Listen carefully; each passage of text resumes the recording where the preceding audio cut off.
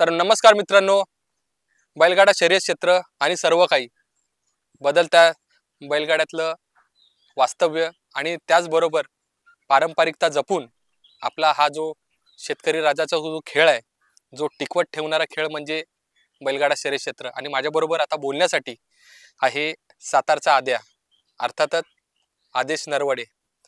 आदेश, नमस्कार. नमस्कार.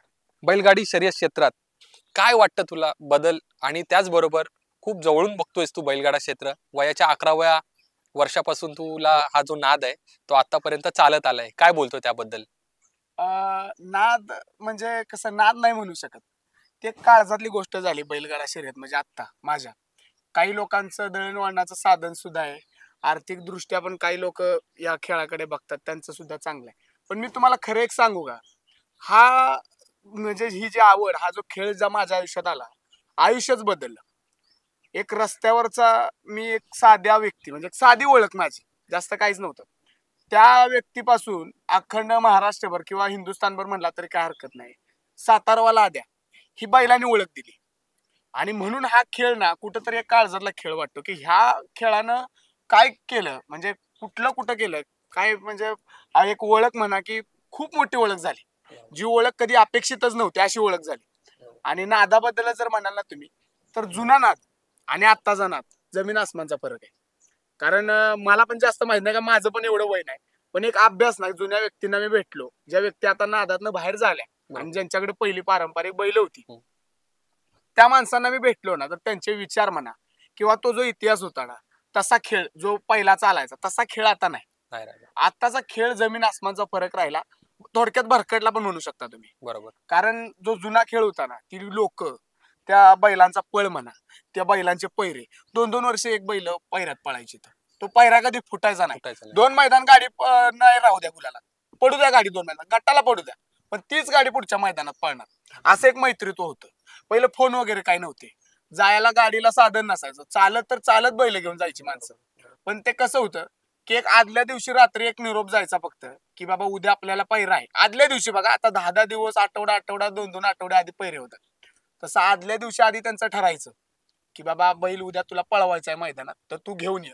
तो 7 वाजायच्या आत मैदानात तिथं हजर असायचा. म्हणजे बघा, ते शब्दाला मान असायचा. आता शब्द पण कुठं राहिला नाही.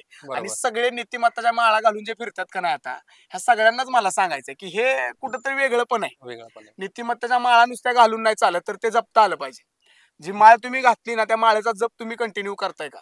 ज्या खेळासाठी तुम्ही आज, म्हणजे ज्या खेळाच्या नावावर तुम्ही चाललाय, ज्या खेळाच्या नावावर तुमचं नाव आहे, तो खेळ तुम्ही जपताय का? त्या खेळासाठी तुम्ही खेळाडू म्हणून पात्र आहे का? हे प्रत्येकानं बघणं गरजेचं आहे. कारण लय गोष्टी भरकडल्या आता. जुन्या लोकांनी, मी माझं एकच म्हणणं आहे आता, म्हणजे सगळ्याच गाडा मालकांना, शर्यत प्रेमींना असो, वैयक्तिक आम्ही असो, प्रसार माध्यमातले लोक असो, सगळ्यांना, की जुन्या लोकांनी हा खेळ इथपर्यंत आणून ठेवला.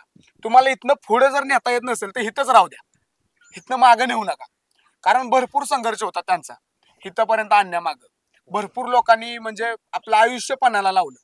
बरेच लोक आहेत अशी, नावं पण म्हणजे थोडक्यात सांगू शकतो. आता आदरणीय गौतम या काकडे, त्यांचे चुलते एक असतील, JP भाऊ असतील आमचे कराडचे, तर ह्या लोकांनी शर्यत क्षेत्र जगवलं. भरपूर लोक, आदरणीय SK पाटील असतील, अजून बरेच काही लोक, सगळ्यांचंच नाव नाही घेता येणार, कारण महान अशा असंख्य व्यक्ती आहेत या बैलगाडी क्षेत्रात, ज्यांनी बैलगाडी क्षेत्र जगवलं. मग ह्या लोकांनी ना, म्हणजे आपल्या आयुष्याचं रान केलं की आपला हा नाद टिकावा. हा ह्या शेतकरी राजाचा हा खेळ आहे ना, या खेळाचं कुठंतरी नॅशनल इंटरनॅशनल लेवल पर्यंत ही एक पातळी जावी, आणि तो एक लॉक राहावा. आपण लॉक म्हणतो ना, जसं कुलपाला, तो एक लॉक राहावा. कुठेतरी ते जायला नको, कुठेतरी भरकटायला नको, कुठेतरी त्या खेळाला गालबोट नको, असं त्यांनी त्यांच्या आयुष्याचं रान केलं. पण आता कुठेतरी हे वेगळं झालं, आणि हे बदलणं खरंच गरजेचं आहे, मला असं वाटतं.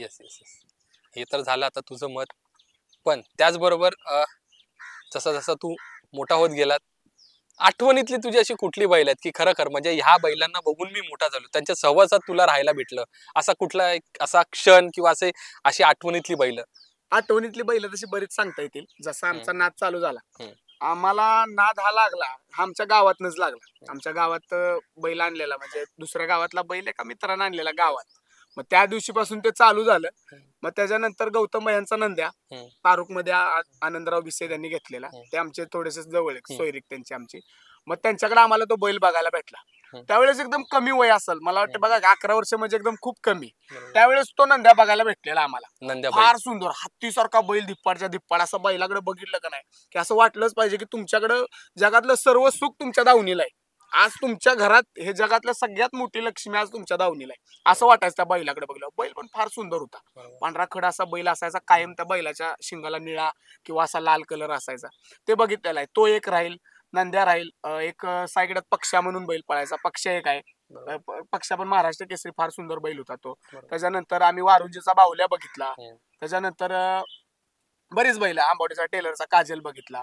भरपूर अशी मोठी मोठी नामवंत बैल बघितली जी आहेत. आदरणीय उदय दादांचा बटर आणि बंड्या अजून आहेत बघा. 28 वर्षाचा 22 वर्षाची दोन वाघ ह्यांना सुद्धा बघत आणि अशी बरीच बैल, म्हणजे काही नावं पण सांगता येणार नाही, पण अशी बरीच बैल जी समोरून बघितली, ज्यांचा इतिहास ऐकला त्यांच्या मालकाकडून समोर. तर बैलगाडी क्षेत्र आणि आर्थिक जीवन कशी घालमेल असते, कारण का बैलगाडी क्षेत्र म्हटलं तर म्हणजे तेव्हाची बैलगाडी क्षेत्र असं होतं की अगोदर जाऊन सगळी लोक जाऊन तिकडे थांबायची, वस्ती करायची. आणि आता बदलतं बैलगाडा क्षेत्र आणि त्याच्याच बरोबर वैयक्तिक जीवनातली जी आर्थिक अडचण किंवा कुठल्याही गोष्टी ते सगळ्यांच्याच बाबतीत असतात. काय बोलतो ते वैयक्तिक तुझ्या बाबतीत कसं ते घालून एक कसं आहे माहितीये का, बैल आता माझ्याकडे पण आहेत, माझे पण 2-3 बैल आहेत. जुनं जे आर्थिक व्यवहार असायचा तो आणि आत्ताचा लय फरक आहे. आता तुम्ही प्रत्येक काम पैशावर होणार. तुम्ही सुरुवात एका शब्दाची केली ना की त्याचा शेवट हा पैशातच होणार. आता असं झालंय बैलगाडी क्षेत्रात. ज्याला तुम्ही पैसे द्याल ना तर तो तुम्हाला पैरा फोडून सुद्धा तुमच्या बैलाला पैरा देणार. तुम्ही लाख रुपयाची जर लालच कुणाला दाखवली तर पैरे देणार. असं नाही की सगळे पैशावरच बैल पळवतात, पण नादात व्यवहार आला ना तिथं कुठेतरी गंडलं. कारण नादात व्यवहार नव्हता यायला पाहिजे. जरी आला तरी तो कसा राहावा व्यवहार, ही गोष्ट आपण काय म्हणते, समोरच्यानं 2 दिले तर आपण 2च रुपये द्यायचे, समोरच्याने 10 रुपये दिले तर आपण 10च रुपये द्यायचे. आता तसं नाही. गाडी एकानं नोंदवायची, भाडं एकानं द्यायचं, बैलाला पैऱ्याला पैसे एकानं द्यायचे, ड्रायव्हरचे पैसे तोच देणार, सुट्टीवाल्यांना पैसे, पोरांना पैसे, नाश्त्याचा खर्च तोच करणार. मग एकाच घर जळत नाही का बघा. विचार करण्यासाठी पहिलं कसं असायचं, दोन्ही बाजूनी तुमचा एक पैऱ्याचा, तुमचा डावीचा, माझा उजवीचा, दोन्ही बाजूनी खर्च असायचा. आता तसं नाही. ज्याचा जास्त पळतोय ना त्यानं नाही खर्च करायचा, ज्याचा कमी पळतोय त्यानं करायचा. असं आहे का हो? हा आर्थिक म्हणजे असं नाही म्हणू शकत की हे पैसे कमवायचं साधन आहे. फक्त आपण प्रत्येकाची बाजू समजून घेणं गरजेचं आहे, खूप गरजेचं. कारण आर्थिक दृष्ट्या म्हणजे आज असं नाही की आपल्या घरावरून मोठी मोठी विमानं जातात आणि आपल्याला पैशाच्या बॅगा खाली टाकून देतात. प्रत्येकाचं हातावलं पोट आहे. सगळ्यांनी विचार करून हा खेळ खेळायला पाहिजे की त्याचं थोडं आपलं थोडं, आपल्या बैलात जेवढी कुवत आहे त्यानुसारच पैरे, हे सगळं करून जर तुम्ही आर्थिक जर अडचणी तर तुमच्या 100% सुटणार आहेत. दुसरा एक विषय आर्थिक दृष्ट्या तुम्हाला सांगतो. गरिबांचं आज कसं, गरीब माणूस म्हणतो की मी कसं मैदान खेळायचं, माझ्याकडनं ते शक्य नाही. समजा तुमच्या गावात एखादा बैल आहे आणि तो त्याच दिवशी त्या मैदानात जात असला तर आपलं गावात भांडण मोठं, गावाचं वैरी आहे बघा. गावात 2 बैल असले तर एकमेकांच्यात वाद, बरोबर आहे का नाही? मग ह्या सगळ्या गोष्टी आहेत ना, तुम्ही जर समजा त्याचे मित्र असता किंवा जर तुमचा त्याचा चांगला असता तर त्याच्याच गाडीतनं तुम्ही जाऊन थोडंफार त्याला पैसे देऊन त्याच गाडीतनं आपला जर बैल गेला असता तर कुठं तर वाईट होते. त्याच गावातनं बैल, त्याच्याच सोबत बैल गेला, त्याच्याच सोबत आला, सोबत बसणं उठणं होते, किंवा गावातलीच बैल जर एका पैऱ्यात पळाली तरी चांगली गोष्ट आहे, चांगलीच गोष्ट आहे. खर्चाची बाजू कमी आहे. आता मला सांगा, समोरच्यानं जर 1000 रुपये प्रवेश पे, समोरच्यानं 500 दिलं, तुम्ही 500 दिलं, गाडी जर राहिली ड्रायव्हरचा खर्च, नाही राहिली तरी ड्रायव्हरचा खर्च सगळ्यांनी मिळून दिला तर कुठंतरी हा खर्च अर्धा येणार आहे. आणि आर्थिक दृष्ट्या प्रत्येकाचाच बैल गुलालात राहतो असं नाही बघा. प्रत्येकाचाच बैल गुलालात राहून तो पैसे कमवतो असं नाही. काही लोकांना खिशातलं जातं, 10 मैदान तुमच्या खिशातले पैसे जाते. त्याच्यामुळे मग एवढंच असतं की कुठंतरी तिसरा विचार प्रत्येक गोष्टीचा करणं गरजेचं आहे. तिसरा विचार जर तुम्ही केला तर तुमचे पैसे कुठेतरी वाचणार. बरोबर. म्हणजे कुठंतरी तुम्ही हाय म्हणून उधळायचं नाही. विचार करून प्रत्येक गोष्ट, विचार करून पैरे, विचार करून खर्च, सगळ्या गोष्टी विचार करून. नाही तर रोज मैदान पडली, रोज गेला तुम्ही, किस्सा रिकामाच आहे ना. घर जाळून कोळशाचा व्यापार व्हायचा. तसंच विषय आहे. खरं आदेश, मला आता एक गोष्ट सांग की बैलगाडी शर्यत क्षेत्रामध्ये खूप घडामोडी होतात आहे आणि त्याचबरोबर नवीन नियम पण येतात आहे. काय बोलतो त्याबद्दल? हा बघा, हे नवीन नियमाचं कसं आहे माहितीये का, काही लोकांना पटलं किंवा काही लोकांनी ह्या गोष्टीचा सगळा अभ्यास केला की बाबा हे नियम लागू केले तर बदल होईल, असं त्यांना वाटतं, म्हणजे ज्यांनी केलं त्यांना वाटतं, आणि तो रास्तच आहे, त्यांचं म्हणणं रास्त आहे. कुठेतरी ज्या लोकांना असं वाटतं की आपलं शर्यत क्षेत्र हा टिकलं पाहिजे म्हणून त्यांनी हे नियम लावले. पण हे नियम कोण पाळतोय का हो, याची अंमलबजावणी करा. नियम जर पाळत असेल तो व्यक्ती, तर कुठेतरी खेळ व्यवस्थित चालेल. नवीन येणारे नियम रास्तच आहेत. असं नाही की नियम येऊ द्या. पहिलं कसं असायचं, स्क्रीन वगैरे काही नसायचं, शाब्दिक निकाल असायचा, बरोबर. स्टेजवर ठराविक माणसं असायची. आज ढीक गर्दी स्टेजवर. पार्सिलिटी ज्यांच्या मैदानात चालली नाही त्यांच्यावर सुद्धा आक्षेप आले की ह्यांनी पार्सिलिटी केली किंवा ह्यांनी फिक्सिंग केलं. असं होतं ना, म्हणजे जो चांगलं काम करतो त्याच्यावर पण म्हणजे वाईट, त्याचं वाईट कुठेतरी समाजामध्ये व्हायरल होतं. प्रसार माध्यम भरपूर झाले आज, समाजात त्याचं कुठेतरी व्हायरल होतं वेगळं. आणि नियम, हे माझं तर म्हणणं आहे की सगळ्या गाडा मालकांनी कंपल्सरी नियम पाळूनच चाललं पाहिजे. बघा, प्रत्येकाचा बैल आहे, प्रत्येकाच्या बैलाबरोबर तेवढ्याच व्यक्ती आहेत. नियम पाळून जर तुम्ही चालला तर कुठेतरी खेळ हा ना, म्हणजे कुठेतरी हा खेळ व्यवस्थित चालेल. म्हणजे बघा, तुमची गाडी आता रस्त्यानं चालल्या, हे बैलगाडी क्षेत्र समजा एक गाडी आहे असं समजून चालू आपण, एक बस आहे, तर ती रस्त्यानं चालल्या, तर ती लोक काय करतात माहितीये का, की ती कुठेतरी असं टर्न घेतात त्याला, आणि हा टर्न घेणारा कोणतरी एकटाच असतो, आणि त्याच्या मागणं लगेच सगळे चालायला चालू होतात. बरोबर की नाही? मग हे सगळं नियम जे आहेत ना, हे बरोबरच आहेत. म्हणजे काही नियम बरोबर आहेत, काही चुकीचे आहेत. तर जे बरोबर नियम आहेत ते सगळ्यांनी पाळले पाहिजेत, कारण प्रत्येकाला कळतं काय बरोबर काय चूक. मैदान भरवताना प्रत्येक आयोजक संयोजक हा खूप मेहनत घेत असतो, आणि आपण काहीतरी 2 मिनिटं हे करायचं आणि ते 2 मिनिटात मैदानाची वाट लावायची. हे भरपूर चाललंय बघा. त्याच्यामुळे नियम पाळले पाहिजेत. बदलतं बैलगाडी क्षेत्र, भरपूर घडामोडी होतात. ह्याच्याकडे जास्त लक्ष न देता आपण आपला खेळ, आणि आपलं कुठं चुकलं दुसऱ्याकडे बोट दाखवण्यापेक्षा, बघा हे नियमच आहे, माणूस म्हणतो दुसऱ्याकडे तू बोट दाखवतोस त्यावेळी 5 बोट आपल्याकडे राहतात. दुसऱ्याकडे बोट दाखवण्यापेक्षा आपलं काय चुकलं त्याचा बदल करून पुढच्या मैदानात तयारीनेच उतरायचं. बरोबर, असं आहे. आदर्श प्रेक्षक म्हणजे आपण एक म्हणतो ना की माझा ह्या क्षेत्रामध्ये ही व्यक्ती एक आयकॉन आहे माझा, म्हणजे एक व्यक्ती माझ्यासाठी एक आदर्श आहे. आदर्श प्रेक्षक ची व्याख्या काय करू शकतो तू? कसं असतं बघा, आदर्श प्रेक्षक, आज प्रेक्षकांचा विषय तुम्हाला सांगतो. नाद हा चालू आहे.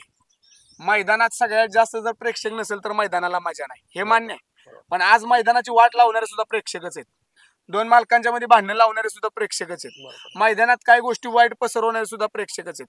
मला सांगा, एखादा व्हिडिओ जर व्हायरल झाला, पसरवणार कोण असतो? कोण असतं?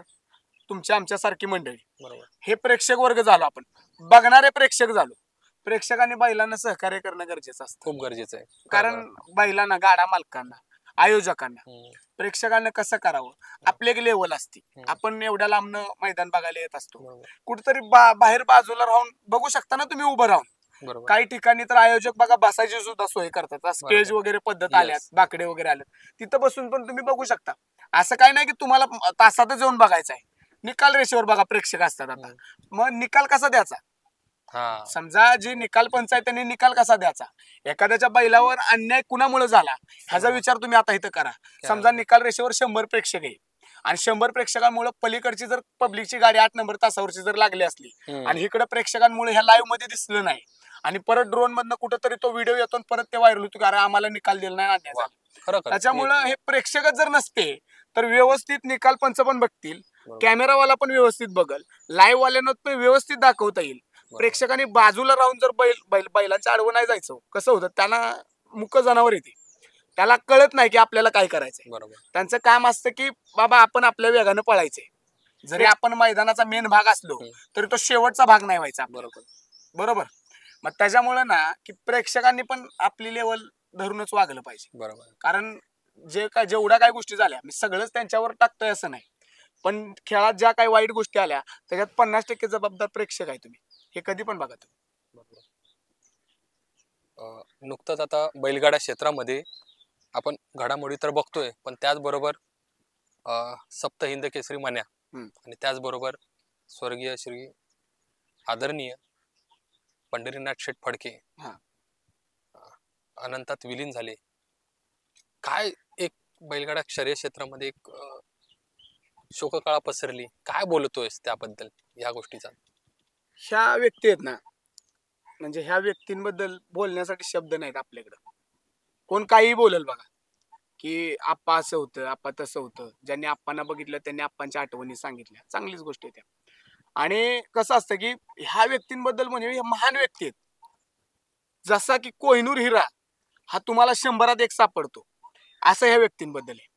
आप्पांच्या बद्दल सांगायचं झालं तर आज गरिबांना 1 लाख किंवा लाख, गरिबांनी कधी 1000, 100, 200 असं बघितलेल्या गोष्टी आहेत. गरिबांना लाख ह्यो शब्द गरिबांच्या आयुष्यात घेऊन येणार आप्पा आहे.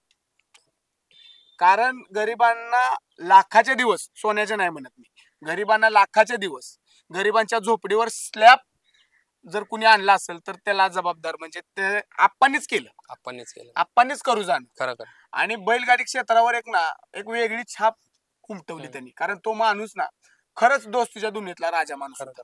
एवढं अंगावर सोनं एवढं म्हणजे एवढं त्यांचं एक हे होतं वर्चस्व एक स्वतःवरती. पण कधीच असं कुठं घमेंड नाही तुम्हाला दिसणार त्यांच्या चेहऱ्यावर. प्रत्येकाला बोलताना हात जोडून बोलला. हे रक्तात असायला लागतं.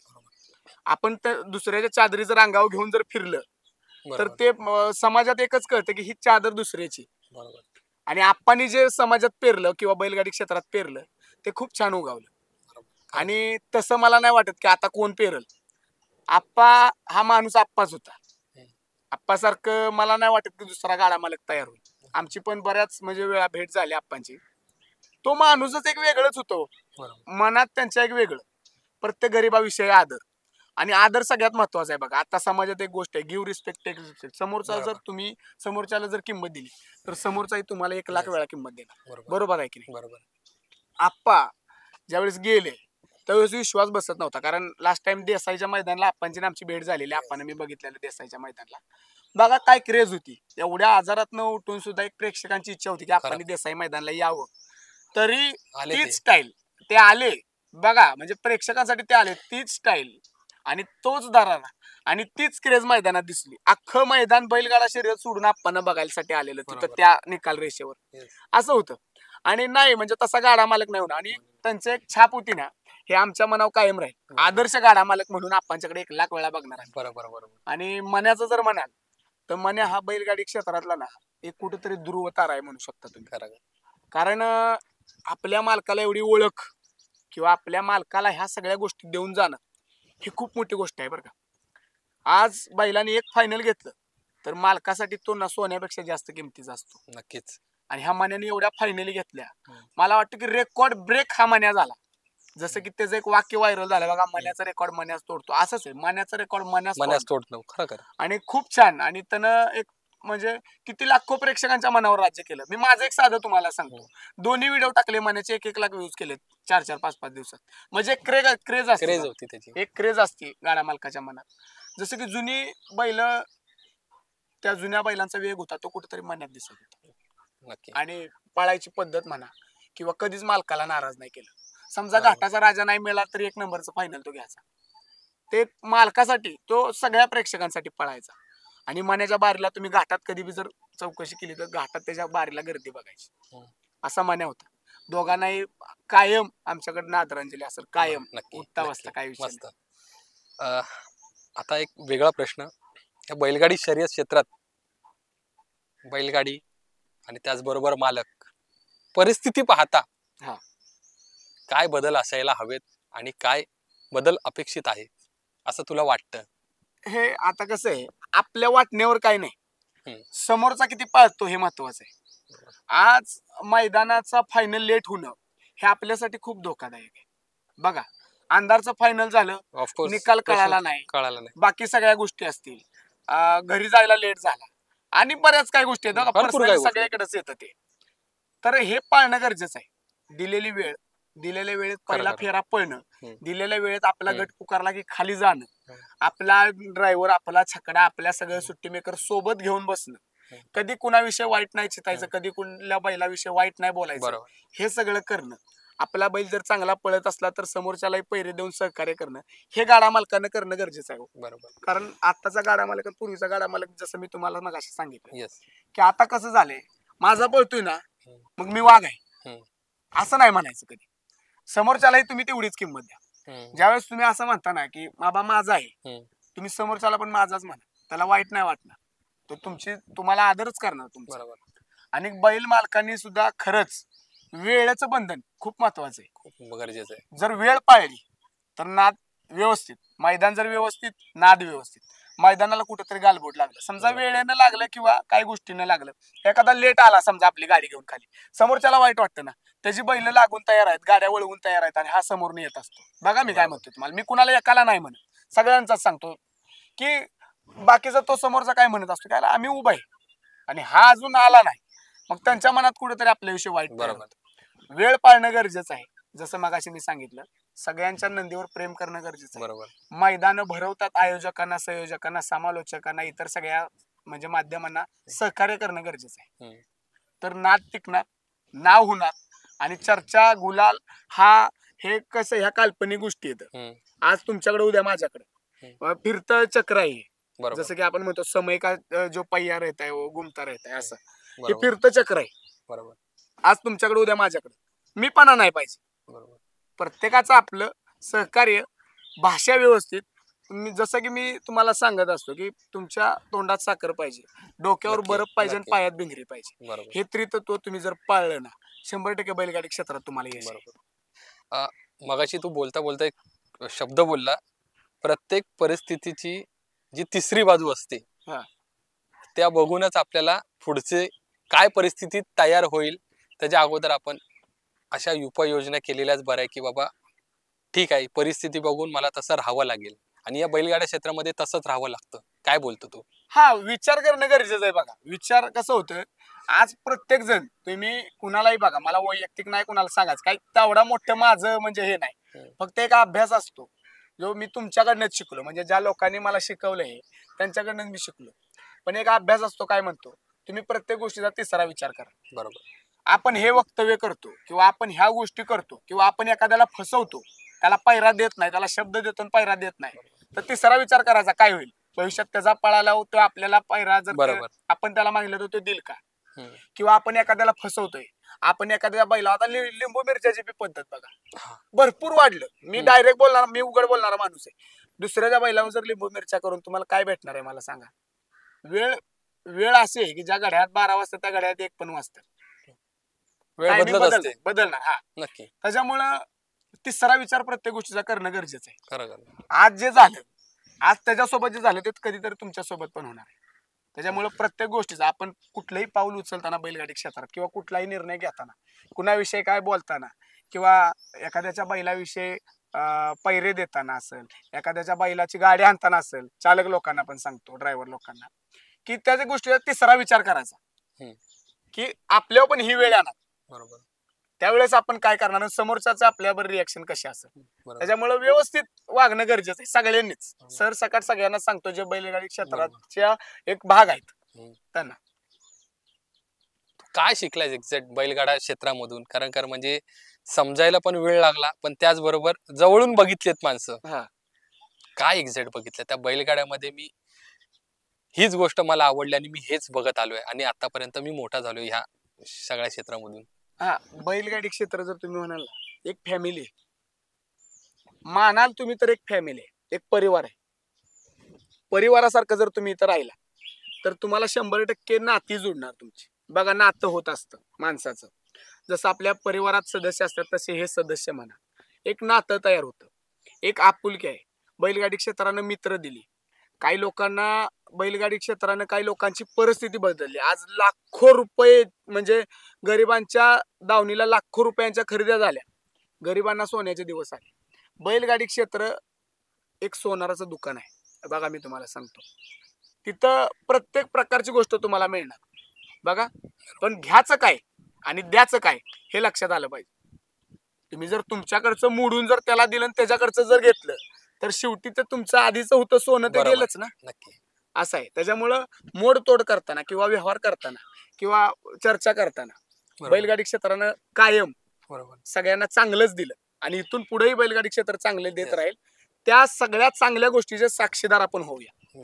आणि वैयक्तिक माझं सांगतो, बैलगाडी क्षेत्रानं खूप मोठी ओळख दिली आणि बैलगाडी क्षेत्र हे आयुष्यभर, म्हणजे मी काय सांगतो बघा, आयुष्यभर आमच्या मनावर आणि मनावर राज्य करणारी ही गोष्ट नक्की. आणि हे म्हणजे डेफिनेटली सांगतो, मी या क्षेत्रात असो नसो, बैलगाडी क्षेत्राने लाखो लोकांना ओळख दिली, लाखो लोकांना घरं दिली.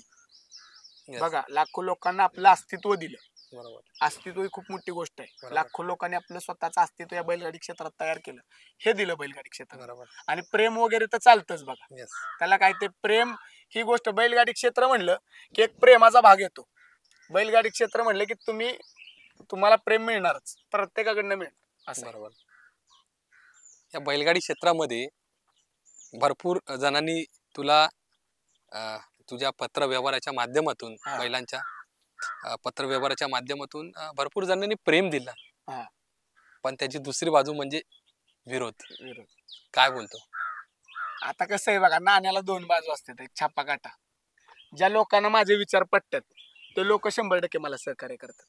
कारण मला एवढं माहिती आहे की मी जसं सांगितलं तिसरा विचार, मी प्रत्येक गोष्टीचा तिसरा विचार करतो. मी जे लिहितो हे बरोबर आहे का? एक पत्र तयार करताना मी 2 दिवस वेळ देतो त्या पत्राला. ते लगेच शक्य नसतं लिहिणं, वाचणं. कारण शब्द ही अशी गोष्ट आहे, तलवारीच्या घावापेक्षा डीप आणि खोलवर घाव घालतात. त्याच्यामुळे आपल्या शब्दानं एखाद्याच्या मनावर वाईट परिणाम नाही झाला पाहिजे. आयुष्यभर विचार करणारी गोष्ट आहे ती.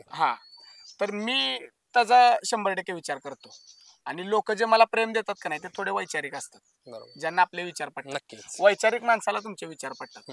ज्याला विचार करण्याची क्षमता नाही त्याला नाहीत पटत. आणि ज्यांना पटत नाही ते विरोध करतात. भरपूर प्रमाणात मला विरोध आले, ज्यांचं समजा मी व्हिडिओ वगैरे ज्यांचे केले नाही. काही गोष्टीत मला असे वेगळे व्हिडिओ करायचे सुद्धा म्हणजे आलेल्या, काही प्रपोजल आले की बाबा तू असे व्हिडिओ कर मग असं होईल. पण मला नाही पटत ते. जे मला पटतं तेच मी करतो. प्रसिद्धीसाठी किंवा पैशासाठी, आज प्रसिद्धीसाठी कधीच मी काही केलं नाही. पैशासाठी बघा, आता युट्यूबला पैसे मिळतात काहीतरी, मग त्याच्यासाठी मी कधीच केलं नाही. मला असं वाटतं की आपल्या नादातल्या चांगल्या गोष्टी लोकांपर्यंत पोहोचल्या पाहिजे. ह्यासाठी मी माझं हे प्रसार माध्यम चालवतो. मला कुठल्याही प्रकारची प्रसिद्धी नको, कारण आज लोकांच्या मनात माझी जी जागा आहे ना, तेच माझ्यासाठी सगळं काय. आणि विरोध करतात त्यांच्याकडे मी कधी लक्ष दिलं पण नाही आणि देणार पण नाही. कारण तुमच्यासारखी, ह्या प्रेक्षकांसारखी ज्यांनी माझ्यावर प्रेम केलं, एवढ्या कमी वेळेत मला जास्त व्हायरल केलं, तुम्ही हे प्रेम दिलं ना, ह्या प्रेमापेक्षा मोठे हे विरोधक नाहीत, लक्षात ठेवा. बरोबर. म्हणजे प्रेमाचं माझं जे तराजू आहे ना, ते भारीच आहे. विरोधक एकाच दुसरा आहे. मला त्याचा विचार नाही करायचा. मला माझ्या माणसांचा विचार करायचा, जे माझ्यावर प्रेम करतात. त्यांच्या अपेक्षा काय आहे, त्यांना माझ्याकडनं काय अपेक्षित आहे, की कसा व्हिडिओ आद्यानं टाकावा, आद्यानं काय करावं, पुढचं काय केलं पाहिजे. एखाद्या वेळेस चुकलं तर त्यांचे हात जोडून माफी मागेल. विरोधकांच्याकडे लक्ष नाही द्यायचं. विरोधक राहणारच, आणि विरोधक असल्याशिवाय मजा पण नाही काम करायला. जळवत राहा तुम्ही, जळणारे भरपूर आहेत. बरोबर. पारंपरिक मैदान जसं बैलगाडा क्षेत्र बदलत चाललंय, त्या बैलगाड्याचं जे चित्र आपण बघतोय, पारंपरिक खेळ हा म्हणतात ना एक छोट्याशा देवाणघेवाणावर व्हायचा. तो म्हणजे छोटीशी रक्कम किंवा काय, एकदम रक्कम पण नव्हती त्या टायमिंगला. पण आता आपण बघतोय बैलगाडा क्षेत्रामध्ये आपल्या म्हणजे जी शेतीची अवजारं बोला किंवा काय, ह्या सगळ्या गोष्टी त्या टायमिंगला भेटायच्या. आणि आता आपण एक वेगळं स्वरूप बघतोय ह्या सगळ्या गोष्टीचं. काय बोलतोय? कसं आहे माहितीये का, तुम्ही जुन्या जर बघितलं ना, कधी मैदानाची चौकशी केली तर पहिलं बैलजोडी भेटायची किंवा छकडा भेटायचा, शेतीसाठी अवजारं भेटायची, पहिले शेतपंप असायचे जुने, ते भेटायचे. आता वेगळंच आलं काहीतरी. कारण कसं असतं की अपडेट व्हर्जन आता म्हणू शकतो, तसं काय काळ बदलतोय तसं ह्या गोष्टी बदलणारच. पण अजूनही शेतकरी राजाचा विचार करणं गरजेचं आहे. आज कोण शेतकऱ्याचा विचार करायला लागले सांगा? शेतकरीच डिजिटल झाला तर पारंपरिकता कुठं राहिली? बरोबर. त्याच्यामुळे शेतकरी सुद्धा डिजिटल झाला, त्यांना गाड्यांची अपेक्षा आहे, त्यांना इतर कुठल्या गोष्टींची अपेक्षा आहे, त्यांना 4 व्हीलर पाहिजे, त्यांना ट्रॅक्टर पाहिजे. मग मैदान भरवणारा सुद्धा तसंच भरवणार. आणि आयोजकांचं कसं असतं, आयोजकांना कधी वाटत नाही की म्हणजे ह्याचं चांगलं नाही व्हावं. आयोजक शेतकऱ्याच्या चांगल्याच विचारासाठी मैदान भरवतात. मग मोठ्या मोठ्या रकमेची बक्षिसं ठेवतात की जेणेकरून त्यानं त्याचा एखादा बैलांना असेल, त्याचा वैयक्तिक असेल, शेतीचा खर्च कराल. पण शेतकऱ्यानं पण कुठंतरी ना, म्हणजे आज विचार करण्यासारखी गोष्ट आहे, त्यांनी केलाच पाहिजे विचार. आणि शेतीचे अवजारं म्हणा, इतर काय गोष्टी असतील, आता एवढं लाख रुपयाचं आपण बक्षीस देतो ना, एखादी गुंठा जमीन द्या शेतकऱ्याला पहिलं बक्षीस म्हणून. विचार बघा, एखादा समजा गरीब आहे, त्याला काहीच नाही, गोठे बांधून द्या. आज बैलाला गोठा म्हणजे सगळ्यात मोठी गोष्ट आहे. पावसाळ्यासारख्या ह्याच्यात वल्लीत बैल राहतात, गोटा बांधून द्या, ही अशी बक्षीस असावी मला असं वाटतं वैयक्तिक. किंवा जनावर वगैरे बैलजोडी मिळावी, बैलजोडी गोटा असावा, एक रानाचं थोडंसं स्वरूप असावं, एक छोटंसं रान भेट म्हणून द्यावं जर शक्य झालं तर. म्हणजे शक्य आहेत का नाही या गोष्टी माहित नाही, शक्य झालं तर हे द्यावं. समाज माध्यम या बैलगाडा क्षेत्रामध्ये खूप आजकाल समाज माध्यम होत चालली आहेत, काय बोलतो? कारण का समाज माध्यम म्हटलं तर खूप पारदर्शकता असायला पाहिजे. 100%. त्याच्याबद्दल तुझं काय म्हणणं आहे? आता डायरेक्टच बोलू का? माझं कसं आहे माहिती आहे, मी थोडं बोलतो, माझा स्वभाव थोडा उघड बोलतो मी. कारण कसं असतं, ज्या गोष्टी तुम्हाला चुकीच्या वाटतात का नाही त्याचा 1,00,000 वेळा विरोध करा. प्रसार माध्यम आज युट्यूबर लोकांनी आज बैलगाडी क्षेत्रात म्हणजे असं डायरेक्ट त्यांच्यावर हे आक्षेप घेतोय म्हणून नाही, युट्यूबर लोकांनी काय दाखवलं पाहिजे किंवा समाज माध्यमांनी किंवा बातमीपत्रांनी काय दाखवलं पाहिजे, काय दाखवल्यावर काय होईल ह्याचा विचार ते करत नाहीत. आणि त्यांनी तो विचार करावा. कारण आज समजा प्रत्येक प्रेक्षक मैदानावर येत नाही, हे घरी बसून बघतात, त्यांचं एक मनोरंजन आपण करतो, चांगलं वाटतं त्यांना. पण त्याचबरोबर कुठेतरी वेगळं एखादं व्हिडिओ व्हायरल करून आपण त्यांच्या मनात वाईट होतो. बघा पटते का तुम्हाला? त्याच्यामुळं कसं असतं की युट्यूबर लोकांनी किंवा ह्या समाज माध्यम सगळ्याच युट्यूबर लोकांनाच बोलतोय असं नाही, आपण सुद्धा, मी सुद्धा युट्यूबरच आहे, पण आपण काय दाखवतो आणि त्याचा काय पडसाद उमटतील ह्याचा विचार करणं गरजेचं आहे, खूप गरजेचं आहे. कारण जे चुकीचं आहे ना तुम्ही दाखवू नका. माणूस काय करतो आज प्रसिद्धीसाठी, पैशासाठी जे चुकीचं आहे तेच दाखवतो, सत्य कोण दाखवत नाही. तुम्ही मुलाखती बघा युट्यूबवाल्यांच्या सगळ्याच, कोण गरिबांच्या मुलाखत, बैलांच्या मुलाखती टाकतोय सांगा मला? एक दोघं ठराविक युट्यूबर आहेत, नाव नाही घेता येणार मला त्यांची, जे गरिबांच्या बैलांची मुलाखत टाकतात. आज तुम्ही मैदानात गेल्यावर कुठल्या बैलांच्या जवळ असता? केलाय तुम्ही विचार कधी? बरोबर. बघा मोठ्यांच्या बैलाच्या जवळ, मोठ्या बारकं नसतंय मुळात इथं, पण जो बैल चर्चेत आहे त्या बैलाच्या जवळ सगळे असा गोळका करून असतात. पण जो गरीबाचा असतो, जो कमी वयात किंवा आदत वयात जो अंतरात गटपात झालेला असतो, त्याची कोण मुलाखत घेतं का? नाही घेत. गरीबां, मी मागास जसं सांगितलं की गरीब श्रीमंत हा मुळात विषय नाही, ज्याच्या दावणीला म्हणजे आहे लक्ष्मी, तो आज कोट्याधीशच आहे, म्हणजे तो मनानं शेठ आहे. फक्त एवढा विषय आहे की आपण काय दाखवतो. प्रसार माध्यमांना सांगतोय मी, आपण काय दाखवतो हे आपण विचार केला पाहिजे. बरोबर. उगाच काय गोष्टीला बुड पण नाही, आड पण नाही, तशा आडबुड नसणाऱ्या गोष्टी पण दाखवून व्हायरल होणं आणि पैसे कमवणं चुकीची गोष्ट, हे मलाच पटत नाही खरं. कारण तुम्ही हा खेळाशी निगडीत आहे ना, या खेळाचा एक भाग म्हणून आहे ना. जसं की आपण म्हणतो आपण खेळाचा तिसरा डोळा आहे, आपण युट्यूबर लोक सगळे, मग तिसऱ्या डोळ्याने पण व्यवस्थितच काम करा, नाहीतर आपण दिसत नाही, पडद्यामाग असतो म्हणून पडद्यामागनं काय पण करायचं ह्याला हे नाही ना, अर्थ नाही ह्याला. त्याच्यामुळं सगळ्यांनाच सांगतो, हात जोडून माझी विनंती आहे सगळ्यांना की तुमच्या जवळ आज तुमच्या हातावर किंवा तुमच्या एका कॅमेराच्या बटनावर, तुमच्या एका त्या युट्यूबच्या व्हिडिओच्या बटनावर, तुमच्या एका शब्दावर आज आपला हा खेळ टिकून आहे. बरोबर. तो शब्द जर तुम्ही चांगला वापरला तर खेळ पुढे जाणार, तो शब्द जर तुम्ही चुकीचा वापरला तर खेळात कुठेतरी व्यत्यय येणार. बरोबर. त्याच्यामुळं आपण काय टाकतो, आपण काय व्हिडिओ बनवतो आणि आपण काय विषयावर व्हिडिओ बनवतो हे महत्वाचं, गरजेचं आहे. आणि ह्याचा विचार तुम्ही करून व्हिडिओ बनवा. 100% का पैसा प्रसिद्धी ही अशी गोष्ट आहे, आज आहे उद्या नाही. बरोबर. युट्यूब आज आहे उद्या नाही, बंद पडेल चालू होईल, बंद पडेल चालू होईल, हा एक वेगळा भाग आहे. पण आपण प्रसिद्धी मिळते, सबस्क्रायबर मिळतात, व्हिडिओ व्हायरल होतात, 1,00,000-2 लाख व्ह्यू जातात म्हणून काही पण दाखवायचं. समजा एखादा, आता एक रूल आहे बघा आपल्या बैलगाडी क्षेत्रात, आपल्या बैलगाडी क्षेत्रातलं वेगळं काय व्हायरल करू नका तुम्ही, आणि माणूस आजचा वेगळंच व्हायरल करतोय. एखादी चुकीची गोष्ट असेल नका ना काढू व्हिडिओ. तुम्ही जर व्हिडिओ काढले नाही, मला सांगा, तुम्ही जर व्हिडिओ काढले नाही तर काय होणार आहे का? तुम्ही व्हिडिओ काढल्यावरच त्यांना प्रसिद्धी मिळणार आहे, कारण काय होणार आहे, असं नका करू. असं बरोबर नका काढू तुम्ही व्हिडिओ. तिथं जी गोष्ट चुकीची आहे ना तिथनं निघून जावा, तुम्ही थांबू नका तिथं. बरोबर. कारण तुम्ही चांगलं करताय ना तर तुम्हीच वाईट करताय. बरोबर. हे खूप. आणि जर तुम्हाला चांगलं करायला जमत नसेल तर वाईट पण करू नका. खरं जसं चाललंय तसं चालू द्या. तुम्ही ह्या क्षेत्रातून बाहेर जाऊन दुसऱ्या क्षेत्रात जाऊन व्हिडिओ बनवा. कारण डायरेक्ट सांगतो, बघा जुन्या लोकांना तुम्ही विचारा, जुन्या लोकांना पटत नाही युट्यूबर लोकांचं. मुलाखत देताना बघा काय सांगतात. बरोबर. युट्यूबर पण असा असावा, एक क्षमता असते बघा. मला म्हणजे आपण कसं आहे, आपण काय एवढा मोठं कोण नाही की आपण त्यांची क्षमता काढू. फक्त युट्यूबर लोकांचे हे असतं, प्रश्न विचारण्याची पद्धत असते, व्हिडिओ बनवण्याची एक पद्धत असते, विचार करण्याची एक पद्धत असते. हे सगळं ज्याच्याकडे आहे त्यानेच युट्यूबर व्हा. कारण आज अभ्यास महत्वाचा आहे. आज कोण पण येणार आणि व्हिडिओ करणार आणि काही व्हिडिओ करणार, टायटल तर काही असतात. आणि मग तुम्ही ह्या व्हिडिओच्या कमेंट बघितल्यात का हो कधी? कमेंट करणाऱ्या मंडळीला सुद्धा सांगतो आज तुमच्या मुलाखतीच्या माध्यमातून, तुम्ही 1 मिनिटाची कमेंट टाईप करून देता, परत त्याने किती मोठी भांडणं लागतात हो.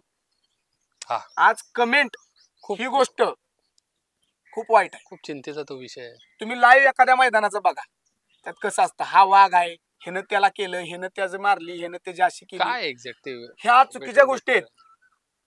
नंदीचा खेळ बैलगाडी शर्यत, महादेवाच्या नंदीचा खेळ बैलगाडी शर्यत, मग तुम्ही त्या नंदीला वाईट का हो? कुठल्या एकालाच तुमचं समर्थन का, माझा प्रश्न आहे. आणि ह्या लोक आहेत ना, ह्या नालायक लोकांमुळे आज बैलगाडी क्षेत्रात वाईट गोष्टी व्हायरल झाल्या. बैलगाडी क्षेत्रात कुठंतरी कमीपणा आला का नाही, आपल्या लोकांना कुठेतरी कमीपणा घ्यावा लागला का नाही, ह्या लोकांमुळे. तुम्ही ह्याचा विचार करा कधी पण. बरोबर. कारण ह्या लोक कमेंट करून रिकामी होतात. जे कमेंट करण्यासाठी त्यांना बैलगाडी क्षेत्राला गचा मोह माहित नसतो. पण आपण कमेंट करतो, ह्याला नावं माहित, पहिल्यांची नावं माहित, फक्त हा बाप तो बाप, कोण कुणाचा बाप नाही बघा. शहरात सव्वाशेर तयार होणार, फार जुनी बैल झाली ज्याने आदत वयात सुद्धा मोठ्या मोठ्या बैलांच्या गाड्या मारल्या. शहरात सव्वाशेर तयार होणार, कोण कुणाचा बाप नाही, सगळे आपली म्हणून चालायचं. बरोबर. आणि ह्या कमेंट विमेंट करणाऱ्यांना ना, खरं सांगतो की ह्यांच्यावर ऍक्शन तुम्ही घेऊ शकत नाही ना, तर तुम्ही कमेंट डिलीट करा. काही लोक काय करतात बघा, ती वाईट कमेंट दिसते का नाही, की तिथंच पिन करून ठेवणार, तिला लाईक करणं. आणि ह्यानं बैलगाडी क्षेत्रात बैलगाडी क्षेत्रात सगळ्या क्षेत्रात बघा तुम्ही, क्षेत्रात कमेंट करणारी मंडळी वाईट आहे. बरोबर. आणि ही कमेंट करणारी मंडळी, ह्या गोष्टीचं वाईट वाटतं की ही कमेंट करणारी मंडळी आपणच आहे बघा, आपल्यातलीच आहे. हा, म्हणजे आपणच ना. आता बघा, आपण म्हणतो की बैलगाडी क्षेत्र आपलं घर आहे, मग आपल्या घरातलाच कोणतरी सदस्य आहे ना ही कमेंट करणार. ह्या गोष्टीचा विचार केला पाहिजे, हे नको. बरोबर. आपला एक शब्द जर काहीतरी वाईट करत असेल तर तो शब्द वापरू नका हो तुम्ही. बरोबर. हात जोडून विनंती आहे माझी, हे नको, मग क्षेत्र चांगलं होईल. कालपर्यंत खूप तुझ्या जीवाभावाची आणि एकदम जिव्हाळ्याची व्यक्ती जवळ होती तुझ्या, अचानक ती दूर गेली. तुझ्या वैयक्तिक जीवनामध्ये आणि बैलगाडा क्षेत्रामधला काय बोलतो त्याबद्दल?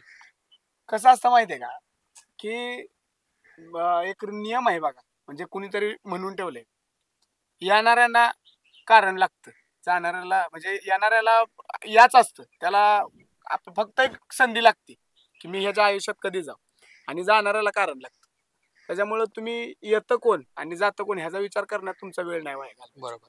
सगळ्या क्षेत्रात बैलगाडी, म्हणजे मी अख्ख्या बैलगाडी क्षेत्राला सांगतो, तुमच्या आयुष्यातनं कोण गेलं किंवा तुम्हाला सोडून कोण गेलं, किंवा तुमच्या ग्रुपमधनं एखादा बाजूला झाला, तुमच्या बैलाचा एखादा सहकारी असला जर तुम्हाला सोडून गेला, तर आपण काय करतो की अरे हा, याची सवय झालेली आपल्याला, पण त्यानं पण काहीतरी चुकीचं केलं म्हणून तो गेला, त्याला काहीतरी आपलं पटलं नाही म्हणून तो गेला. जाणाऱ्याचा विचार मी नाही करत, आणि मी सगळ्यांना सांगतो, जाणाऱ्याचा विचार कोणी करू नका. आपल्या आयुष्यात येणाऱ्या गोष्टी त्याचा विचार करायचा. जाणाऱ्याचा विचार जर तुम्ही करत बसताना तर कुठेतरी तुम्ही मागे राहणार. प्लस पॉईंट पाहिजे माणसाच्या आयुष्यात, मायनस नाही. बरोबर. जाणाऱ्याचा विचार नाही करायचा. तर मित्रांनो, असा होता आपला सातारचा आद्या. खूप गंभीर प्रश्नांवरती तो विषय केला त्यांनी, त्याचबरोबर आपलं परखडपणे मत मांडलं, आणि शर्यत क्षेत्र कसं असलं पाहिजे, काय असलं पाहिजे, हे वैयक्तिक जरी मत असलं तरी पण खूप जवळून बैलगाडा क्षेत्र तो बघतोय, आणि हीच आहे एक मनातली खंत, आणि त्याचबरोबर ह्या बैलगाड्याचं वास्तव्य. नमस्कार.